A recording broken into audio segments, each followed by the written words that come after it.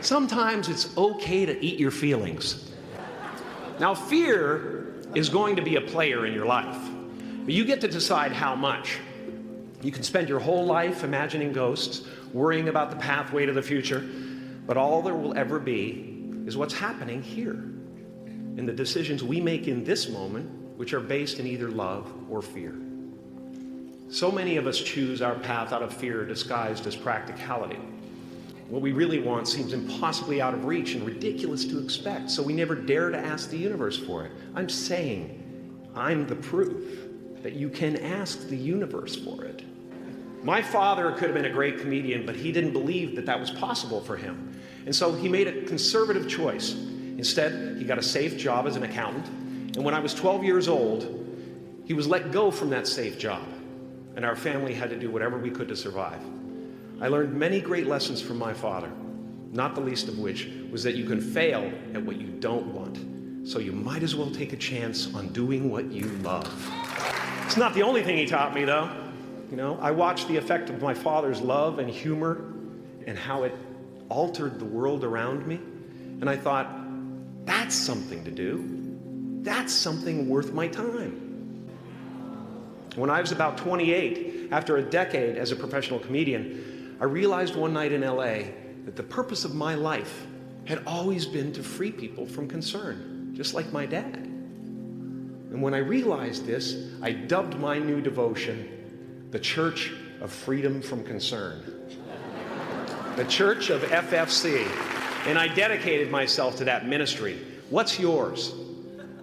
How will you serve the world? What do they need that your talent can provide? That's all you have to figure out. As someone who's done what you're about to go and do, I can tell you from experience, the effect you have on others is the most valuable currency there is. Because everything you gain in life will rot and fall apart, and all that will be left of you is what was in your heart. My choosing to free people from concern got me to the top of a mountain. Look where I am. Look what I get to do. Everywhere I go. I'm going to get emotional because when I tap into this, it really is extraordinary to me. I did something that made people present their best selves to me wherever I go. I am at the top of the mountain, and I was, and the only one I hadn't freed was myself, and that's when my search for identity deepened. I wondered who I'd be without my fame. Who would I be if I said things that people didn't want to hear? Or if I defied their expectations of me? What if I showed up to the party without my Mardi Gras mask and refused to flash my breasts for a handful of beads? I'll give you a moment to wipe that image out of your mind. But you guys are so ahead of the game. You already know who you are. And that peace that we're after lies somewhere beyond personality, beyond the perception of others, beyond invention and disguise, even beyond effort itself. You can join the game, fight the wars, play with form all you want, but to find real peace, you have to let the armor go. Your need for acceptance can make you invisible in this world. Don't let anything stand in the way of the light that shines through this form. Risk being seen in all of your glory. I've often said that I wished people could realize all their dreams in wealth and fame and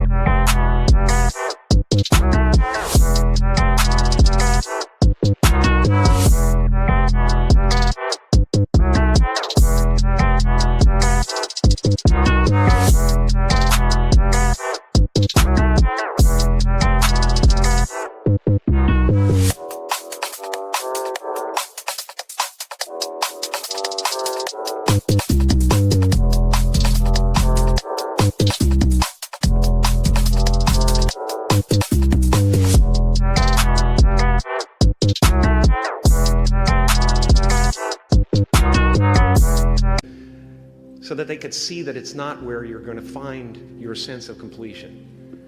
Like many of you, I was concerned about going out into the world and doing something bigger than myself, until someone smarter than myself made me realize that there is nothing bigger than myself.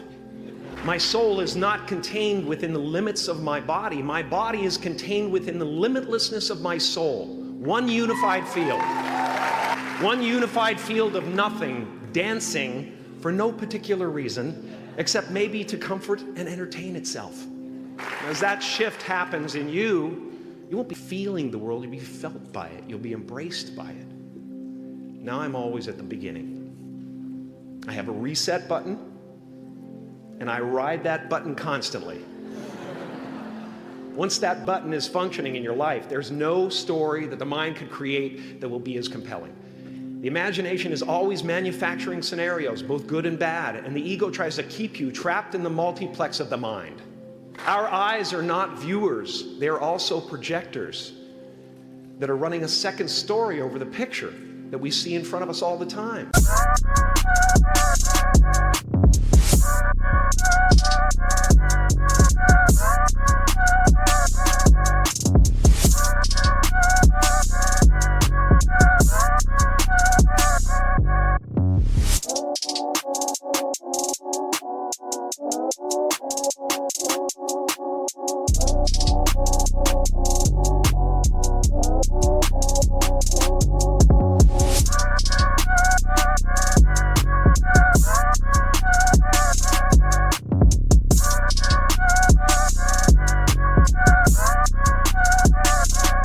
Fear is writing that script, and the working title is, I'll Never Be Enough.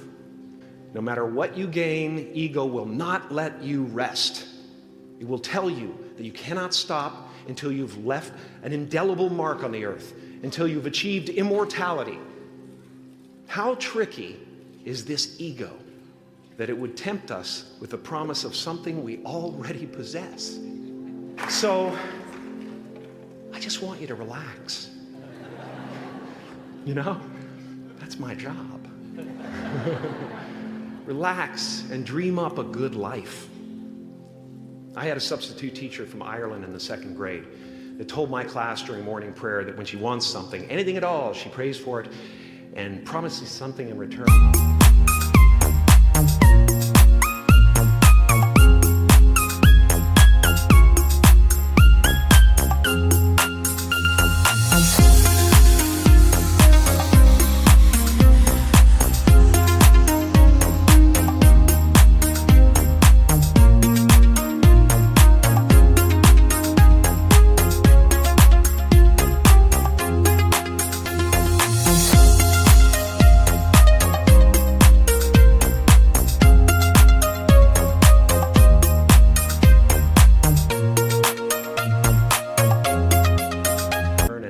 She always gets what she wants. Well, I'm sitting at the back of the classroom, you know, thinking, wow, my family can't afford a bike, you know. So I went home and I prayed for one. And I promised I would recite the rosary every night in exchange. Broke that promise. But 2 weeks later, I got home from school to find a brand new Mustang bike with a banana seat and Easy Rider handlebars. From fool to cool. My family informed me that I had won the bike in a raffle that a friend of mine had entered my name in without my knowledge whatsoever. So that type of thing has been happening to me ever since. As far as I can tell, it's just about letting the universe know what you want and working toward it while letting go of how it comes to pass. Your job is not to figure out how it's going to happen for you, but to open the door in your head. And when the door opens in real life, just walk through it. And don't worry if you miss your cue, because there's always doors opening. They keep opening. And when I say life doesn't happen to you, it happens for you, I really don't know if that's true. I'm just making a conscious choice.